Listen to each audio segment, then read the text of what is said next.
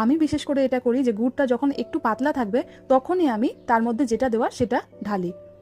বেশি শুকোনোর পর কিন্তু আমি গুড়ের মধ্যে জিনিসটাকে দিই না, তাহলে অতিরিক্ত আচারটা শক্ত হয়ে যায়। এবার আমি এখানে 2 টেবিল চামচ মতন বিট নুন দিয়ে দিলাম। আপনারা চাইলে সাদা নুনও ব্যবহার করতে পারেন, কিন্তু যেহেতু আচার তাই আমি বিট নুনটাই এখানে দিলাম। 1 টেবিল চামচ দিয়ে দিচ্ছি শুকনো লঙ্কার গুঁড়ো। এবার যে মশলাটা আমরা বেটে নিয়েছিলাম ড্রাই রোস্ট করে, সেটা আমি এবার এখানে দিয়ে দিচ্ছি। আমি মোটামুটি 3 টেবিল চামচ মতন মশলা এখানে দিয়েছি। আচারের মধ্যে একটু ঝাল না হলে ভালো লাগে না, আর একটু মশলা না হলেও কিন্তু খেতে স্বাদ লাগবে না, সেজন্য আমি এখানে মশলাটা একটু বেশি দিলাম। মশলাটা দেওয়ার পর আমি ভালো করে এখানটায় মশলাগুলোকে মিশিয়ে নিচ্ছি। মিশিয়ে নিতে নিতে মোটামুটি 5 থেকে 6 মিনিটের জন্য একদম মিডিয়াম আঁচে দিয়ে এটাকে আমি হতে দিয়েছি। দেখুন এটা একদম তৈরি হয়ে গিয়েছে।